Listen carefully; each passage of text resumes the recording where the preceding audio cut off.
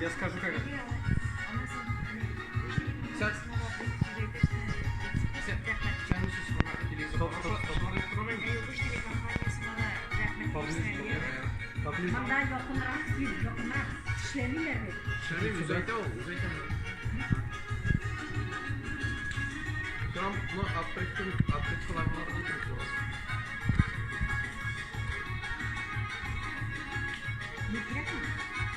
İnterview veremiz. Kısa. Başlayayım.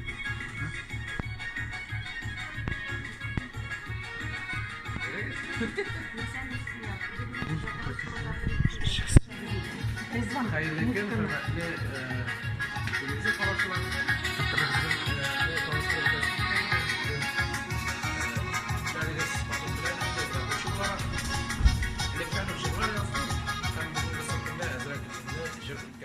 Sınıf kararı oldu.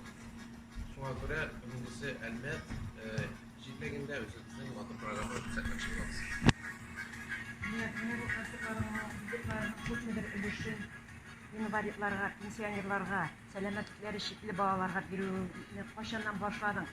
Bu uzakka devam etilmekelsin, şuşu yaxşı müğallemi, şuşu yaxşı bizimle şuşu yaxşı icatın. Aytasım kireydi, türlü şey yapıla eğer de andi kişiler bizim kasıpta kireyken benim şaklanan benim işe Türkü'yle tanışalım bite deresine aytam biz avuldan çıkan gadi kişiler şuna göre halkka gadiyrak bulasın iken alarını müziklesin iken halkta sinema parada sebepleri yok şunlar. Biraz böyle bir bahane olanlar sohbet ettiler size. Şimdi gazetelerde tanık edersiniz. Bize rahmet istedim. Hem TV radyo kampanya Luç yalan aytınız mı? Bu kampanyası. Luç TV kampanyasına büyük bir rahmet aytasım kiler. Hem bizning bunda konsertni uyushtiruvchi Ra'no xonimga da büyük bir rahmet. Bizni bu şartda